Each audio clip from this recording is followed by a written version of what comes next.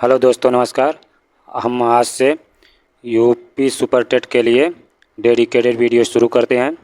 इस श्रृंखला में पहला पार्ट हमारा रहेगा आज नई शिक्षा नीति, जिससे प्रश्न आना एकदम कन्फर्म है कि 2 प्रश्न 3 प्रश्न आएगा। 2 प्रश्न तो कन्फर्म है। चलिए स्टार्ट करते हैं बिना देरी किए। इस पीडीएफ से ही प्रश्न सारे रहेंगे जो भी आएंगे फिर आपके सुपर टेट में। राष्ट्रीय शिक्षा नीति 2020 स्टार्ट करते हैं। सबसे पहला पार्ट आता है प्रथम शिक्षा नीति भारत में कब आई थी? तो इंदिरा गांधी के समय में 1968 में आई थी। उस समय प्रधानमंत्री कौन थी? इंदिरा गांधी। द्वितीय शिक्षा नीति 1986 में राजीव गांधी जी लाए थे। और तृतीय शिक्षा नीति, जिसे नई शिक्षा नीति के नाम से जाना जाता है, और यह 2020 में आई नरेंद्र मोदी प्रधानमंत्री, जो वर्तमान में भी प्रधानमंत्री हैं। और नई शिक्षा नीति का नाम जो है बहुत बार पूछता है लोग, नई शिक्षा नीति या न्यू एजुकेशन पॉलिसी लिख देते हैं, लेकिन इसका नाम है राष्ट्रीय शिक्षा नीति। इसका नाम है राष्ट्रीय शिक्षा नीति, ये नेशनल एजुकेशन पॉलिसी। चलिए अगले प्रश्न चलते हैं। एनईपी 2020 की पृष्ठभूमि क्या, पहले ये देखेंगे। तो यह 2015 में एनईपी बनने के लिए एमएचआरडी यानी मानव संसाधन विकास मंत्रालय द्वारा शिक्षा नीति बनाने की घोषणा की गई थी। जो इस समय शिक्षा मंत्रालय है उसको पहले एमएचआरडी यानी मानव संसाधन विकास मंत्रालय नाम दिया जाता था। तो इसमें देखिए 2015 में घोषणा की गई। 2016 में इसके अध्यक्ष घोषित हुए टीएसआर सुब्रमण्यम, जो कैबिनेट सचिव थे। और जून 2017 में इनके नए अध्यक्ष को चुन लिया गया, डॉक्टर कृष्णस्वामी कस्तूरी रंगन। 29 जुलाई 2020 को नई शिक्षा नीति को एमएचआरडी मंत्री रमेश पोखरियाल निशंक, जो उस समय थे, उन्होंने लागू किया। और एमएचआरडी को समाप्त कर यानी मानव संसाधन विकास मंत्रालय को समाप्त कर नया नाम दिया गया उसको शिक्षा मंत्रालय। और 29 जुलाई 2020 को 4 भाग 27 अध्याय में स्कूल शिक्षा, उच्च शिक्षा और केंद्रीय विचारणीय मुद्दे और क्रियान्विति लागू की गई। चलिए अगले पृष्ठ पे चलते हैं। बहुत इंपॉर्टेंट सब लिखे हैं हम। नई शिक्षा नीति की आवश्यकता क्यों पड़ी? तो सतत विकास लक्ष्य यानी एसडीजी, सस्टेनेबल डेवलपमेंट गोल, चौथा जो है संयुक्त राष्ट्र द्वारा घोषित किया गया है। सतत विकास का लक्ष्य जो है उसमें चौथा जो गोल है वह सतत या सार्वभौमिक गुणवत्ता शिक्षा है। तो को प्राप्त करने के लिए नई शिक्षा नीति बनाई गई। इसके आधार स्तंभ क्या हैं? नई शिक्षा नीति के आता है कि इसके आधार क्या हैं। तो इसके आधार हैं 5 आधार हैं इसके। Access, affordability, accountability, equity, quality यानी पहुंच, वहनीयता या किफ़ायती, उत्तरदायित्व, समानता और गुणवत्तापूर्ण शिक्षा होनी चाहिए।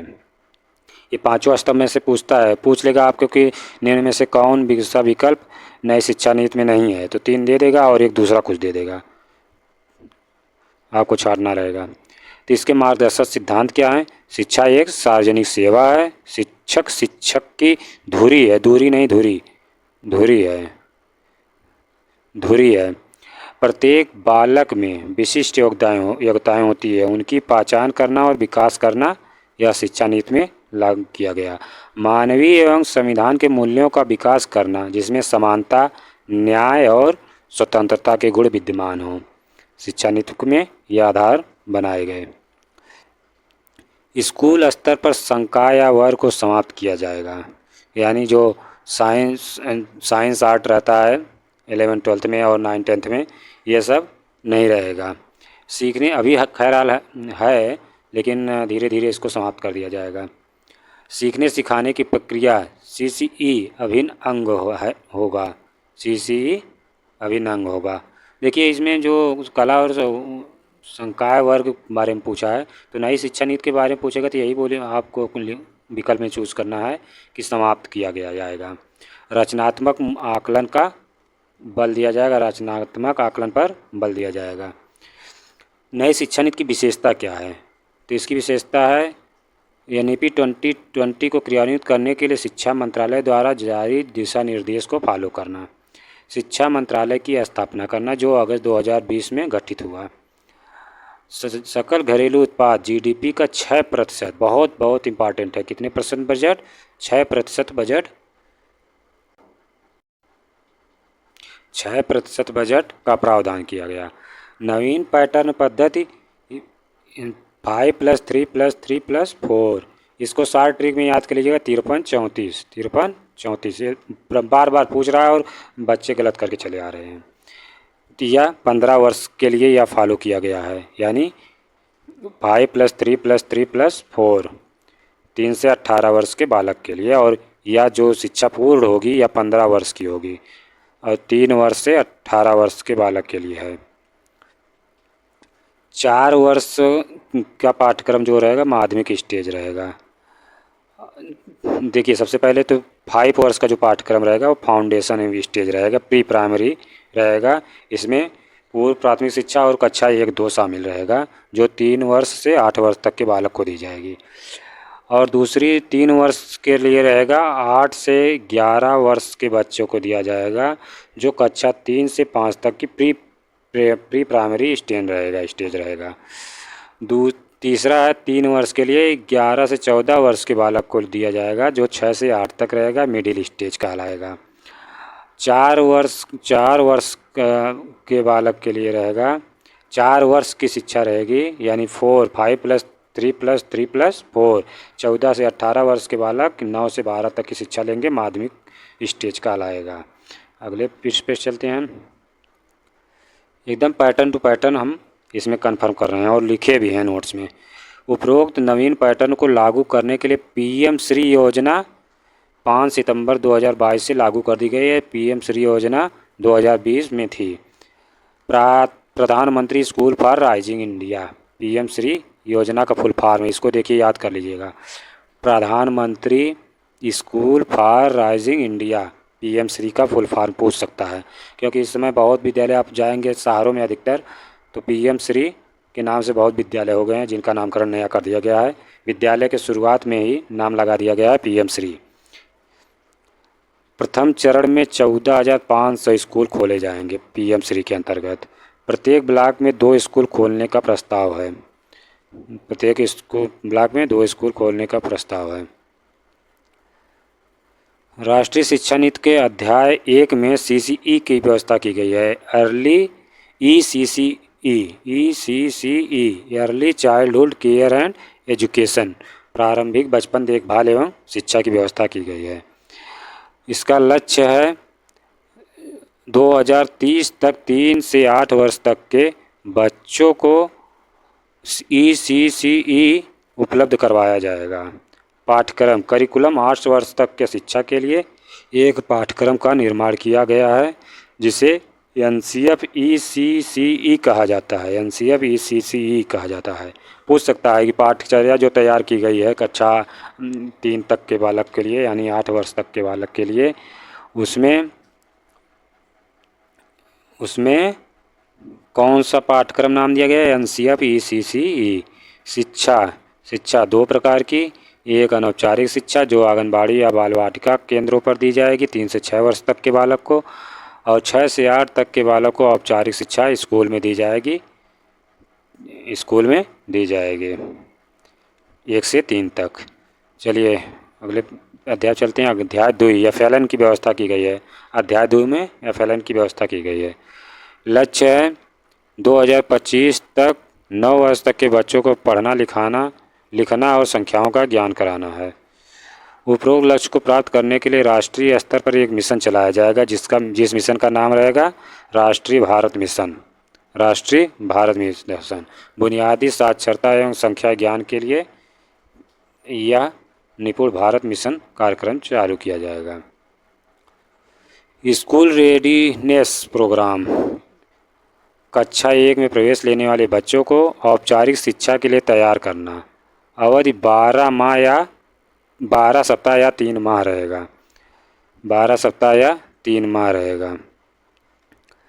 सभी शिक्षा का सार्वभौमिकरण, यानी सभी तक शिक्षा की पहुंच हो और ड्रॉप आउट की संख्या कम करना हो।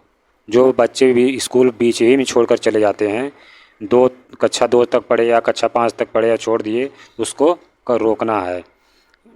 GER यानी ग्रास इनरोलमेंट रेशियो, सकल नामांकन संख्या 2030 तक 100% करना है। 100% करना है। विषयों के चुनाव में लचीलापन लाना है। बहुभाषावाद और भाषा शक्ति का विकास करना है।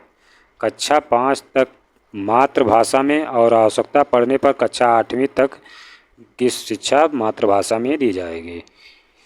योगात्मक मूल्यांकन के जगह रचनात्मक मूल्यांकन कंस्ट्रक्टिव इवैल्यूएशन किया जाएगा। और बहुआयामी होलिस्टिक रिपोर्ट कार्ड तैयार किया जाएगा जो 360 डिग्री पर रहेगा, यानी उसके संपूर्ण क्षेत्र का रिपोर्ट कार्ड तैयार किया जाएगा शिक्षा के बालक के कक्षा के और पाठ्यक्रम के।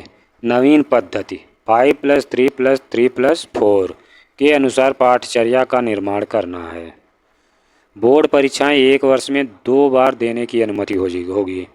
इसमें एक मुख्य परीक्षा होगी जो वार्षिक होगी और एक सप्लीमेंट्री यानी इम्प्रूवमेंट सुधार परीक्षा होगी। राष्ट्रीय स्तर पर एक आकलन या मूल्यांकन केंद्र स्थापित करना जिसे परख कहा जाएगा। शिक्षक के लिए क्या है, 2030 तक न्यूनतम योग्यता 4 वर्षीय एकीकृत BEd डिग्री कोर्स चालू कर दिया जाएगा। सामान्य क्षेत्रों में शिक्षक छात्र अनुपात 30:1 और पिछड़े क्षेत्रों में 25:1 का अनुपात रखा जाएगा।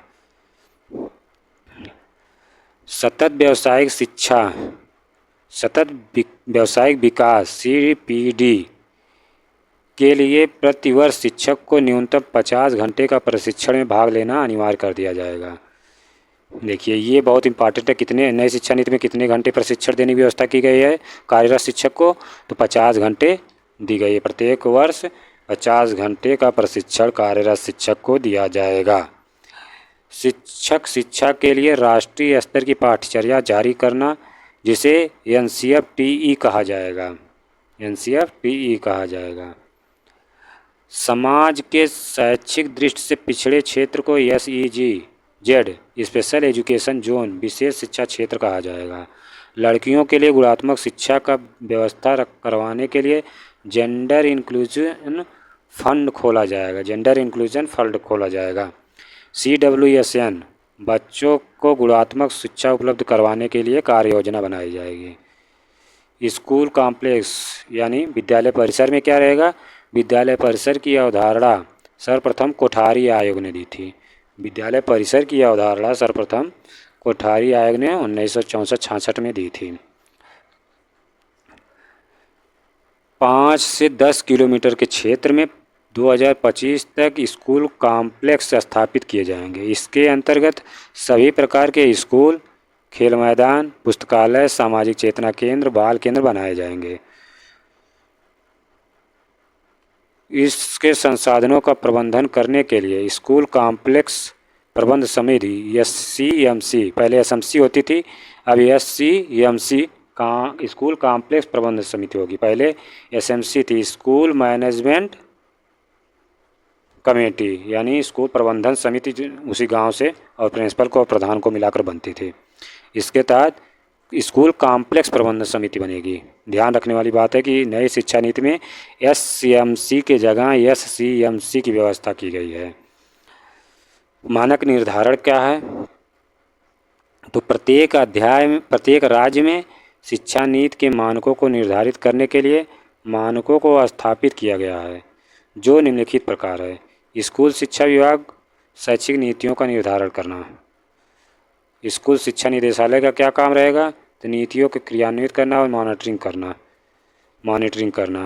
राज्य स्तर पर SCRT रहेगा। SSSA state school standard authority, राज्य स्कूल मानक प्राधिकरण। यह प्राधिकरण राज्य के स्कूलों के लिए मानकों का निर्धारण करेगा। सार्थक इसके अर्थ क्या हैं, नई शिक्षा नीति के देख लेते हैं। शिक्षा मंत्रालय MOU ministry of education Bharat सरकार द्वारा शिक्षा नीति को क्रियान्वित करने के लिए जो दिशा निर्देश जारी किए गए हैं उन्हें सार्थक कहा जाता है। दिशा निर्देश जारी करने के लिए जो क्रियान्वयन किया गया है उसे सार्थक कहा जाता है। उस शिक्षा में एमफिल के पाठ्यक्रम को समाप्त कर दिया गया, ये इम्पॉर्टेंट है कि अब केवल पीएचडी है, एमफिल समाप्त हो गई है।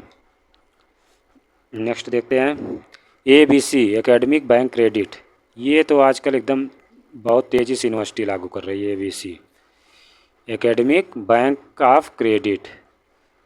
एबीसी की स्थापना स्नातक शिक्षा के स्तर पर 1 वर्ष पे प्रमाण पत्र, देखिए ये दिया गया स्नातक स्तर पे क्या क्या व्यवस्था की गई है। 1 वर्ष करके आप अगर विद्यालय छोड़ते हैं तो प्रमाण पत्र दिया जाएगा, और 2 वर्ष करके छोड़ते हैं तो डिप्लोमा, तीनों वर्ष जब कर लेते हैं तो आपको डिग्री प्रदान की जाएगी, यानी आपकी स्किल की कुछ ना कुछ सर्टिफिकेट देकर जाएगा। स्नातक स्तर की शिक्षा में परिवर्तन किया गया है। स्नातक स्तर की शिक्षा में यही परिवर्तन किए गए हैं, मूलभूत परिवर्तन। वैसे तो परिवर्तन बहुत हुए हैं, कभी पूरा विस्तार से पढ़ाएंगे, लेकिन सुपर टेट के लिए इतना ही काफ़ी है अगर एनईपी से आएगा मूल प्रश्न, और एनईपी पे हम वीडियो लाएंगे। चलिए दोस्तों चैनल को ज़्यादा से ज़्यादा सपोर्ट करिए और शेयर करिए। हम सुपर टेट के लिए डेडिकेटेड वीडियो लाते रहेंगे, लेकिन बशर्ते आप लोगों का सपोर्ट मिलना चाहिए। इसी तरीके से हम पीडीएफ क्वेश्चन वाइज और प्रश्न वाइज लाते रहेंगे, तो आप लोग सपोर्ट करते रहिए। चलिए दोस्तों, जय हिंद दोस्तों, नमस्कार।